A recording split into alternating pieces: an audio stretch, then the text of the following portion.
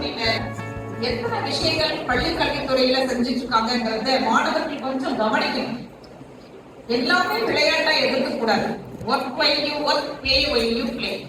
அடிக்கடி நம்ம சொல்லிட்டு இருக்க விஷயம் தான். எப்பொழுதெல்லாம் கவனிக்கணுமோ அப்ப நீங்க கவனிச்சாகணும். எப்ப விளையாடணுமோ அப்ப விளையாடலாம். This is not a play ground. இது ஒரு சிறந்த ஆடிட்டோரியம். உங்களுடைய வாழ்க்கை பாதையே மாற்றுவதற்காக நான் முதல்வர் ஸ்கீம்ல கல்லூரி கடற்பயணம் உங்களுக்கு சிறப்பாக உங்களுடைய ஆசிரியர்கள் துணையோட, பிஆர்டிஸோட துணையோட நீங்க வருகை புரிஞ்சிருக்கீங்க. நான் நிறைய காலையில பார்த்தேன், பசங்களை எல்லாம் ஏற்றி தலைமை ஆசிரியர்கள் பசங்க முன்னாடி நின்று ஆசிரியர்கள் எல்லாம் உங்களை சிறப்பா வாழ்த்தி வழி அனுப்புறதெல்லாம் பார்க்கும்போது அவர்களுடைய குழந்தைகள் கல்லூரியில் சேர்வதற்கு அந்த ஆர்வத்தை எடுத்துக்கொண்டு வர்றதெல்லாம் தலைமை ஆசிரியர் எவ்வளவு சிறப்பா செஞ்சிருக்காங்க என்னால பார்க்க முடிஞ்சது. அதுல குறிப்பா நான் ஒரு வரியை நோட் பண்ணேன். அது பேரணிக்குழி ஹெட் மாஸ்டர் போட்டிருந்தார். அதாவது கல்லூரி கனவுகளுடன் நம் மாணவர்கள் கல்வி உலா வருவதற்காக பேருந்தில் ஏறுகின்ற தருணம் அப்படின்னு. அப்ப எந்த அளவுக்கு உங்களை ஒவ்வொருத்தரும் கவனிச்சு நம்ம மாணவர்கள் யாருமே கல்லூரியில படிக்காம இருக்கக்கூடாது, உயர்கல்வியில சேராம இருக்கக்கூடாது அப்படிங்கிறதுக்காக அது துணை மாணவர்கள் உயர்கல்வியில சேர வேண்டும் என்ற நோக்கத்துல இந்த எக்ஸ்போஷர் விசிட் ஆனது ஏற்பாடு செய்யப்பட்டுள்ளது. மாணவ செல்வங்கள் அடுத்த கட்டம் இப்ப நீங்க உட்கார்ந்தது அரியலூர் கேம்பஸ், அண்ணா யூனிவர்சிட்டியோட அந்த 12 கான்ஸ்டிடியூஷன் காலேஜ்ல one of the campus Ariyalur campus. இங்க உங்களுக்கு ஆப்பர்ச்சுனிட்டி என்ன காத்திருக்கு அப்படிங்கறத எக்ஸ்பிளைன் பண்ணுவாங்க. சோ நார்மலா the university college of engineering அந்த பேர்ல தான் இருக்கும். கான்ஸ்டிடியூஷன் காலேஜஸ் அது எல்லாமே university college of engineering Ariyalur, university college of engineering morning பேர்ல இருக்குன்னு சொல்லி சொன்னேன். நீ கவுன்சிலிங் போகும்போது இது நீ university college of engineering Ariyalur அப்படிங்கிற பேர்ல சூஸ் பண்ணலாம். இல்ல கவுன்சிலிங் கோட் 3 நீங்க தேடக்கூடிய அண்ணா யூனிவர்சிட்டி அப்படிங்கிற பேர்ல தேடுவீங்க. ஃபீஸ் எல்லாமே ஃப்ரீ. இது tuition fees free, hostel fees free, point பண்றாங்க. ஏன்னா நீங்க படிக்கிறப்ப அந்த ஸ்ட்ரெஸ் கூடாது. பணம் இல்லையா கிட்ட அவட்ட பணம் இருக்கு, நம்ம ஃபீஸ் பண்ண வேண்டாம், பணம் இல்லையா அந்த எல்லாம் வராம நல்லா படிச்சு நல்ல டாக்டர் ஆகணும்னு கவர்மெண்ட் உங்களுக்கு எல்லாமே ஃப்ரீ பண்ணி கொடுக்குறாங்க. ஸோ நீங்க வந்தீங்கன்னா உங்களுக்கு பேக்ரவுண்ட் உங்களுக்கு கவலையே கிடையாது, படிச்சு நல்ல ஒரு டாக்டர். சரிங்களா? பாருங்க, இன்ஜினியரிங்ல நிறைய கோர்சஸ் இருக்கு.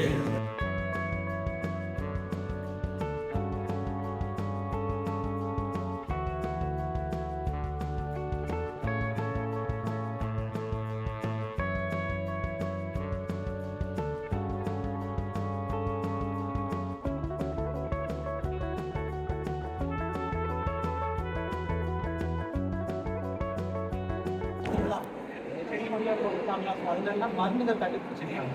நம்ம என்னென்ன மருந்துகள் என்னென்ன மருந்துகள்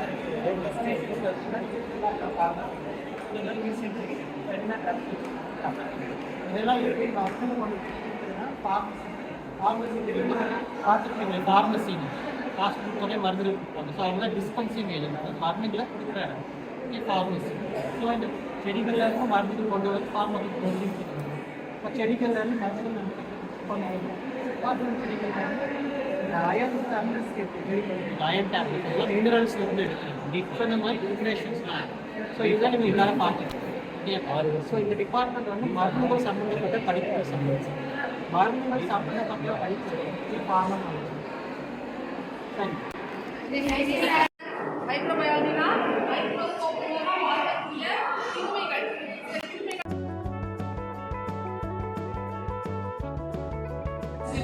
கெமிஸ்ட்ரி, மேத்ஸ் இதெல்லாம் நீங்க ஹையர் எஜுகேஷன் காலேஜ் ப்ரொசீட் பண்ண போறீங்க. ஓகே, அது தவிர வேரியஸ் டெக்னிக்கல் முன்னாடி மாதிரி கிடையாது. நிறைய technical branches are there from this basic sciences. Okay, paramedical courses நிறைய இருக்கு. உங்களோட நாலேஜ் எல்லாம் தெரியும். நர்சிங் அசிஸ்டன்ட் பிஎஸ்சி கோர்சஸ் நிறைய இருக்கு. ஓகேவா?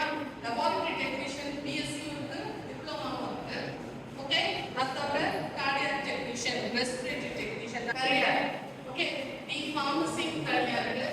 ஓகே, அது தவிர we have MBBS. ஸோ இப்போ புதுசா நீட் எல்லாம் பண்ணலாம். But with the effort of the state 7.5% quota government ஸ்கூல்ஸ்க்கு அலாட் பண்ணும். ஸோ நீங்க அதை யூட்டிலைஸ் பண்ணிட்டு உங்களுக்கு இன்ட்ரெஸ்டட் யாருக்கு இன்ட்ரெஸ்ட் இருக்கோ மெடிசன் சேவை இருக்கிறவர்கள் நீங்க கூட கொஞ்சம் உங்களோட மெயின் எக்ஸாம் முடிஞ்ச உடனே நீங்க அந்த எஃபர்ட் எடுத்து அதுக்குரிய புக்ஸ் உங்களுக்கு கோச் பண்றாங்கன்னு கேள்விப்பட்டேன். இன்னும் கூட ஒரு டைம் எடுத்து கேட்ஜெட்ஸ் எல்லாம் போட்டு டெடிகேட்டடா அந்த என்ட்ரன்ஸ் எக்ஸாம் வர வரைக்கும் அதுக்காகவே நீங்க கான்சென்ட்ரேட் பண்ணி படிச்சீங்கன்னா உங்களுக்கு கண்டிப்பா அது அப்ரிஷியேட்டட் இந்த காலத்துல அந்த மாதிரி கிடையாது. ஸோ நீங்க இந்த உபயோகம் சொன்னீங்க எல்லாமே சுத்தி பார்த்தீங்க only to motivate you. Okay, and this is the happening. நீங்க இப்போ நாங்க வந்து மைக்ரோவேவ் உங்களுக்கு அதை என்னெல்லாம் காமிச்சிட்டோம். ஆனால் பிரீஃபா உங்களுக்கு ஒரு பவர் பாயிண்ட் மூலமா மேடம் எக்ஸ்பிளைன் பண்ணுவாங்க. அதை முடிச்சுட்ட பிறகு நாங்கள் பேசுவோம். ஓகே, ஸோ இதுதான் வந்து steps of hand wash. First என்ன ஸ்டெப்? Palm to palm. Palm and இந்த உள்ள கை தான் palm. Okay, so palm to palm rub பண்ணி காட்டுங்க எல்லாரும். எல்லாரும் பண்ணி காட்டுங்க. கையை மேலே தூக்கி பண்ணி காட்டுங்க. பாம் டு பாம், அதுதான் first step. Next palm back of your hands பண்ணி காட்டுங்க. நெக்ஸ்ட் இன் பிட்வீன் ஃபிங்கர்ஸ், விரலுக்கு நடுவில் வச்சு நீங்க கை தேய்ச்சி. Fourth step, base of your thumb. Thumb என்ன? கட்டை சுத்தி clean பண்ணுங்க. Fifth step, back of your fingers. விரலுக்கு பின்பக்கத்தையும் கழுவிக்கணும், சைடும் பண்ணிக்கணும். ஓகே, ரிஸ்ட் ஹேண்ட் மணிக்கட் வாட்ச் பண்றேன். எஸ்பெஷலி தான் இது எல்லாமே பேத்தாலஜி டிபார்ட்மெண்ட் இல்லப்பா. ஹிஸ்டோபேத்தாலஜி.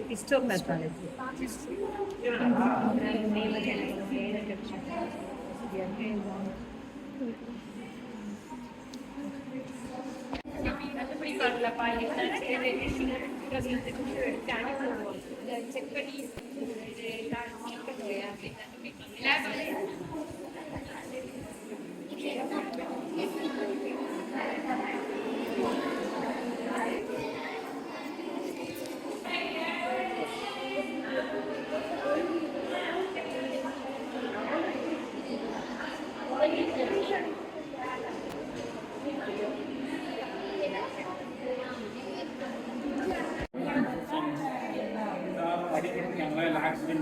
ஆக்சிடென்ட் எல்லாத்துக்குமே இந்த நோய்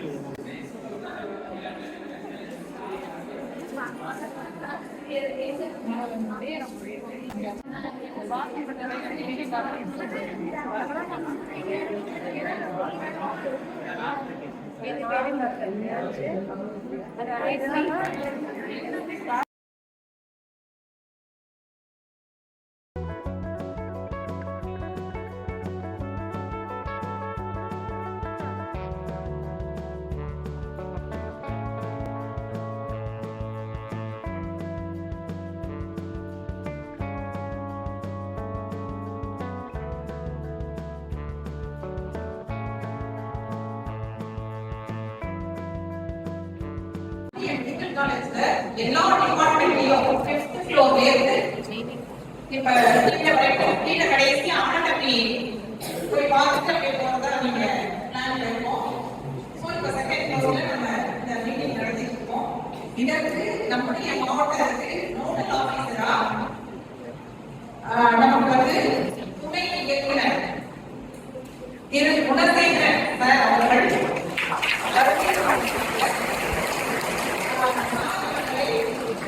நம்முடைய அரியலூர் மாவட்டத்தில் பள்ளி கல்வித்துறையின் சார்பாக வருத்தவர்கள் என வரவேற்கிறேன். அவர் வந்து இன்றைக்கு இந்த அதே போல வந்து மாணவர்களுடைய கற்றல் செயல்பாடு எப்படி இருக்கு, மாணவர்களுடைய ஒழுக்கம் எப்படி இருக்கு, பள்ளிகளின் தூய்மை எப்படி இருக்கு, இதெல்லாமே பார்வையிட்டு வந்துட்டு இருக்காங்க. நேற்று நிறைய ஸ்கூல் விசிட் பண்ணாங்க, இன்னைக்கு நிறைய ஸ்கூல் விசிட் பண்ணிட்டு இப்ப இந்த எக்ஸ்போஷர் விசிட்ல மாணவர்களை பார்க்கறதுக்காக வந்திருக்காங்க. ஸோ இது ஒரு நல்ல அரிய வாய்ப்பு. மெடிக்கல் காலேஜ் வந்து நம்ம நினைச்சு பார்த்துக்க மாட்டேங்கிறீங்க யாருமே, இன்க்ளூடிங் மீ. நாங்கெல்லாம் ஸ்டூடெண்ட்ஸாக போதெல்லாம் மெடிக்கல் காலேஜ்லாம் ஒரு சிஸ்டம் தான் கிடையாது, எப்படி இருக்கும் அப்படின்னு தெரியாது. இவ்வளவு பெரிய ஒரு இன்ஃப்ராஸ்ட்ரக்சர் இப்ப நீங்க பார்த்து கொஞ்சம் தான் இன்னொரு எவ்வளவு எத்தனை இருக்கு பெட் அதெல்லாம் இருக்கு. ஒவ்வொரு டிபார்ட்மெண்ட்டுக்கும் தனித்தனி பெட் இருக்கு, தனித்தனி ப்ரொஃபசர்ஸ் இருக்காங்க. இங்க வந்து அழகா உங்களுக்கு மைக்ரோபயாலஜி ப்ரொஃபசர்ஸ் வந்து உங்களுக்காக உட்கார்ந்துருக்காங்க. அசோசியேட் ப்ரொஃபசர் வந்து இங்க இருக்காங்க. அப்புறம் இங்க இருக்கக்கூடிய டாக்டர்ஸ் உங்களுக்கு வந்து அழகா பவர் பாயிண்ட் பிரசன்டேஷன்ல முக்கியமா மாணவர்களுக்கு என்ன தேவையோ அதை வந்து இந்த இடத்துல ரொம்ப அழகா உங்களுக்கு பண்ணி கொடுத்தாங்க. பவர் பாயிண்ட் பண்ணி கொடுத்தாங்க. அதுல பாத்தீங்கன்னா உங்களுக்கு எதனால நோய் கிருமிகள் வந்து நோய் தொற்று எதனால வந்து எப்படி வந்து சுத்தமா இருக்கணும், ஹைஜீனிக்கா எப்படி நீங்க இருக்கணும். ஹைஜீனிக்கா இருந்தாலும் நிச்சயமா என்ன செய்யாது, எந்த நீங்க நோய் வராது, ஜுரமோ காய்ச்சலோ அல்லது சளி பிடிக்கிறதோ அல்லது வந்து டிசென்ட்ரி டயரியா இந்த மாதிரி எதுவுமே வராது. அதுதான் அதனால மைக்ரோபயாலஜி டிபார்ட்மெண்ட்ல உங்களுக்கு வந்து டாக்டர் ஒருத்தவங்க அழகா எக்ஸ்பிளைன் பண்ணாங்க. இப்படி ஒரு வாய்ப்பு உங்களுக்கு கிடைச்சது. இதுல பேசலையே இந்த வாய்ப்பை நமக்கு தமிழக பள்ளிக்கல்வித்துறை ஏற்படுத்தி கொடுத்திருக்காங்க. ஏன் இதை பண்ணாங்க யோசிப்பாங்க. யார் யாரும் அப்படி இந்த மாதிரி உட்கார்ந்து செஞ்சுட்டு இருக்காங்களா? அப்ப ஒரு கவர்மெண்ட் வந்து என்ன நினைக்கிறாங்க அப்படின்னா, மாணவர்களுக்கு படிக்கும் போதே அவங்க உயர்கல்வியில போயிட்டு படிக்கக்கூடிய ஆர்வத்தை தூண்டணும். எந்த ஒரு மாணவரும் உயர்கல்வி பயிலாமல் இருக்கக்கூடாது.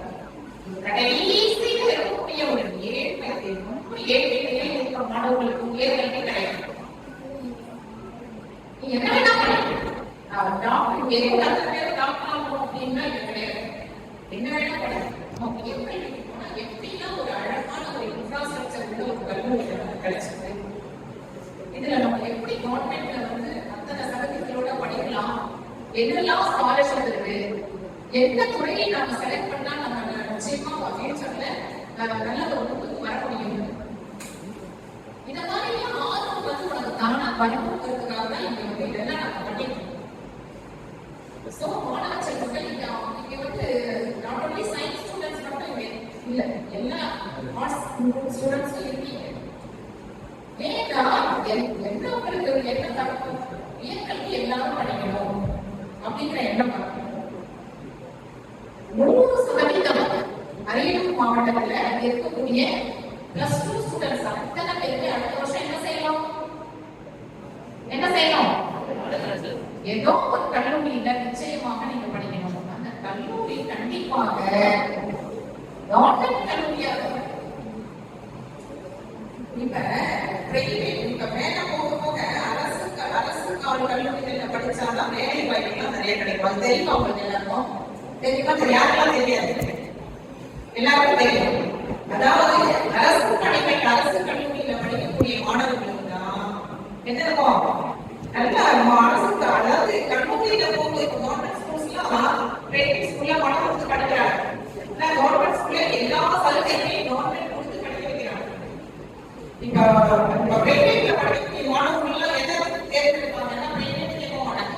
ஐயோ அரசு கல்லூரி கிடைக்காதா, கவர்மெண்ட் காலேஜ் நமக்கு கிடைக்காதா அப்படின்னு கைடன்ஸும் அரசு கல்லூரிகள் கொடுத்துட்டு இருக்காங்க.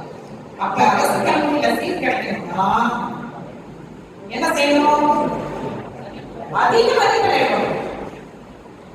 அரசு கல்லூரியில சீட் கிடைக்கணும்னா என்ன செய்யணும், மார்க் அதிகமா போனாதான் அரசு கல்லூரியில சீட் கிடைக்கும். அதை தெரிஞ்சுக்கணும். முதல்ல எந்த குரூப்பா இருக்கணும், மார்க் அதிகமான மதிப்பெண் பெற்றால் மட்டும்தான் அரசு கல்லூரி கிடைக்கும். ரொம்ப கடைசி மார்க்லாம் வாங்கினா எங்கதான் போக முடியும், ட்ரைனிங் காலேஜ் அப்படின்னு அவங்க என்ன செய்வாங்க, ரொம்ப ஒரு ஆச்சரியத்தோட பார்க்கக்கூடிய நிலை. அரசு கல்லூரி நிறைய அரசு கல்லூரிகள் இருக்குது. நம்ம நாட்டுடைய தமிழ்நாடு நம்ம என்ன செய்யலாம், அதர் ஸ்டேட்டும் அப்ளை பண்ணி போகலாம், ஆல் ஓவர் இந்தியா அப்ளை பண்ணி போகலாம், ஃபாரின்ல போய் படிக்கலாம். இந்த மாதிரி ஆப்பர்ச்சுனிட்டிலாம் நிறைய போட்டி தேர்வு அத்தனை எழுதுவதற்கான ஆப்பர்ச்சுனிட்டிஸ் தான் நாங்கள் உங்களுக்கு கொடுத்துட்டே இருக்கோம்.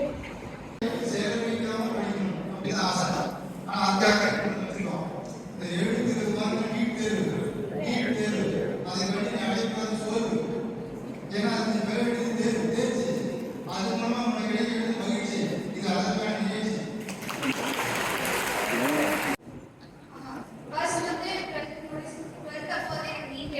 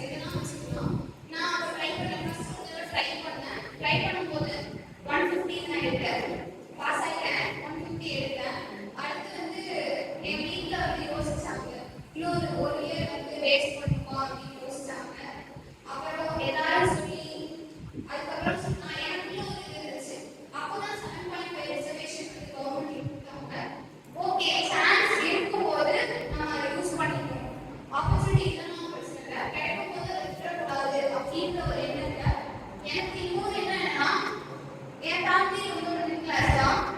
எங்க அப்பா எவ்வளவு கஷ்டப்படுறாங்க எல்லாமே எனக்கு தெரியும். அவங்கள நெக்ஸ்ட் லெவல் என் ஃபேமிலி அடுத்த லெவலுக்கு நான் கூட்டு போகணும் அப்படின்னா என்னால முடிஞ்சது என் படிப்பு மூலியமா கொண்டு போறேன்.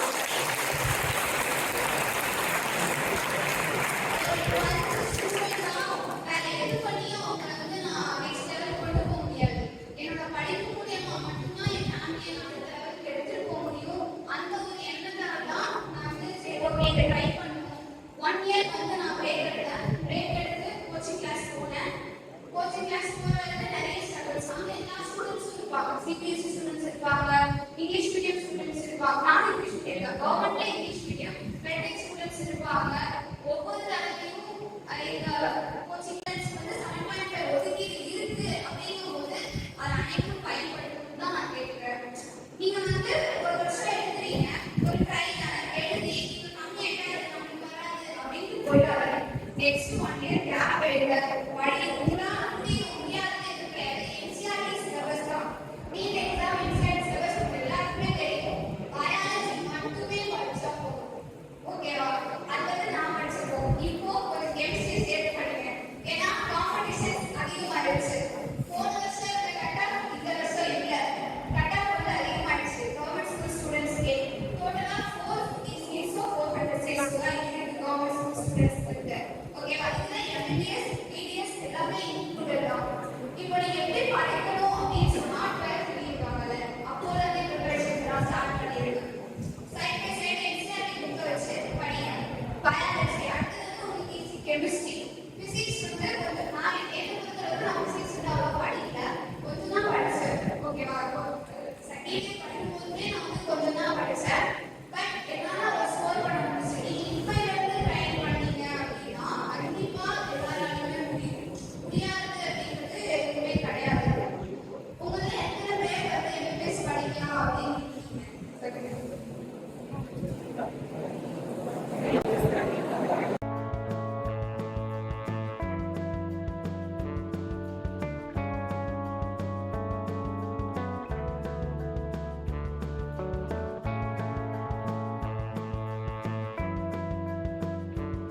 தண்ணி சம்பந்தப்பட்ட லாஸ்னா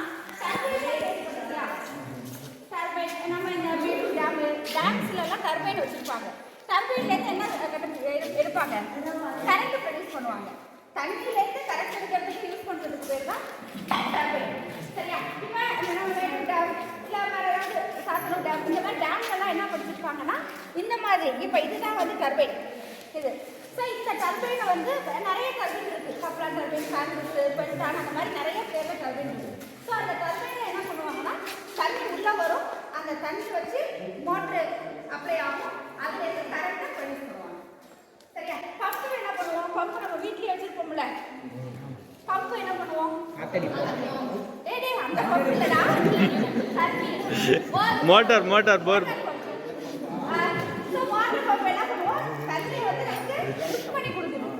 கீழே இருக்கிற தண்ணியை மேலே கொடுக்கணும். பூமியில் இருக்கிற தண்ணியை மேலே ஏற்றி நம்ம மோட்டராக வச்சுருப்போம். அந்த மோட்டர்லேருந்து நமக்கு எவ்வளோ தூரம் மாடிக்கு வேணுமோ நம்ம தண்ணி எடுத்துப்போம். ஸோ அந்த இது வந்து அதில் நிறைய பம்ப் சென்ட்ரிஃபிகல் அது வந்து சென்ட்ரிஃபிகல் பம்பு, ரெசிப்ரோகேட்டிங் பம்பு ரெண்டு பம்பு இருக்குது. ஸோ சென்ட்ரிஃபிகல் பம்புங்கிறது ஒரு சின்ன லெவலில் யூஸ் பண்ணுற பம்பு, ஒரு சின்ன லெவலில் தண்ணி யூஸ் பண்ணுறது.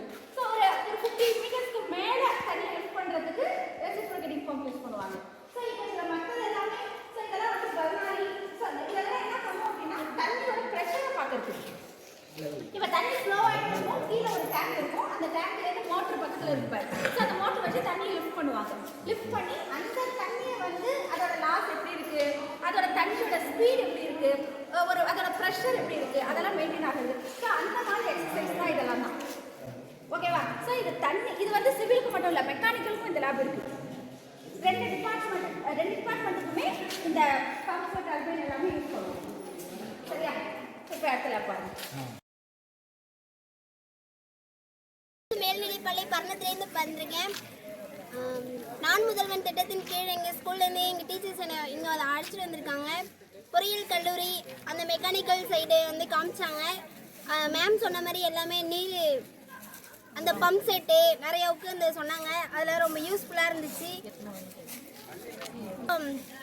இன்ஜினியரிங் சைடில் இருக்க ஆர்வம் வந்து எப்படி மாணவர்களுக்கு எப்படி தூண்டுறது அந்த இது மாதிரி நிறையாவுக்கு அறிவுரையெல்லாம் சொன்னாங்க. அனைவருக்கும் நன்றி. பேர் சந்திரபோஸ். நான் அரசு மேல்நிலைப்பள்ளி பரவத்துலேருந்து வந்திருக்கேன். இன்றைக்கி வந்து எங்கள் ஸ்கூல்லேருந்து எக்ஸ்போஷர் விசிட்டுக்காக அண்ணா யூனிவர்சிட்டி அரியலூர் பிரான்ச் கொண்டு வந்திருக்காங்க. இங்கே வந்திருந்தோம், காலையே நல்ல சிறப்புரை ஆற்றினாங்க. எல்லாத்தையும் பற்றி சொன்னாங்க. இன்ஜினியரிங் என்னென்ன டிபார்ட்மெண்ட் இருக்குது, அந்த டிபார்ட்மெண்ட்டுக்கோட சோர்ஸ் என்ன, அதுக்கோட பீரியட் ஸ்கோப் இருக்கா, எல்லாத்தையும் பற்றி சொன்னாங்க. அடுத்தது ஹைட்ராலிக் லேப் ஆஸ்ட் வந்தாங்க. அதில் இந்த லேப் வந்து மெக்கானிக்கல் டிபார்ட்மெண்ட்டுக்கும் உண்டு, சிவில் டிபார்ட்மெண்ட் ஒன்று எக்ஸ்பிளைன் பண்ணாங்க. இதில் அந்த டர்பைன் மோட்டார் எப்படி இயங்குறதுன்னு சொன்னாங்க. மேலும் இதில் பார்த்துக்கிட்டிங்கன்னா அந்த டர்பைன் சுற்றுறது, அந்த டர்பைனோட எப்படி இயங்குது, அந்த இதை பற்றி நல்லா அதிகமாக சொன்னாங்க. இது எங்களுக்கு கொஞ்சம் யூஸ்ஃபுல்லாக இருந்தது. தேங்க்யூ. அனைவருக்கும் வணக்கம். நான் முதல்வன் திட்டத்திலிருந்து மருத்துவத்திலிருந்து பார்வையிட வந்திருக்கோம்.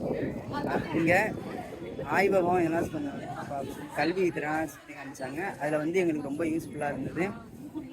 இது வந்து நாங்கள் மேலும் மேலும் படிக்கிறதுக்கு இது கொஞ்சம் உதவியாகவும் இருந்தது, சப்போர்ட்டிவாக இருக்குது. தேங்க்யூ. ஹேமலதா. 12ஆம் வகுப்பிற்கு பிறகு உயர்கல்வியில் மருத்துவத்துறையில் மருத்துவம் மற்றும் துணை மருத்துவம் சார்ந்த பிரிவுகளை பற்றி இக்கலப்பயணம் மூலம் தெரிந்து கொள்ள இருக்கிறோம். கல்லூரி களப்பயணத்தில் அரியலூர் அரசு மருத்துவக் கல்லூரியில் மைக்ரோபயாலஜி, பேத்தாலஜி மற்றும் ஃபாரன்சிக் மெடிசன் ஆகிய துறைகளை கண்டு களித்தோம். மேலும் மியூசியத்தில் ட்ரக்ஸ் மற்றும் டியூமர் சம்பந்தமான விஷயங்களை தெரிந்து கொண்டோம். மெடிக்கல் காலேஜ் எக்ஸ்போசஸ் விசிட்டில் மெடிக்கல் சயின்ஸ் டிபார்ட்மெண்ட்டில் என்னென்ன கோர்ஸ் இருக்குன்னு கம்ப்ளீட்டாக தெரிஞ்சுக்கிட்டேன். இங்கே வரத்துக்கு முன்னாடி 70% தான் MBBS படிக்கணும்னு ஆசை இருந்துச்சு. இங்கே வந்து நிறைய ஐடியா கிடைச்சதுனால 100% MBBS படிக்கணும்னு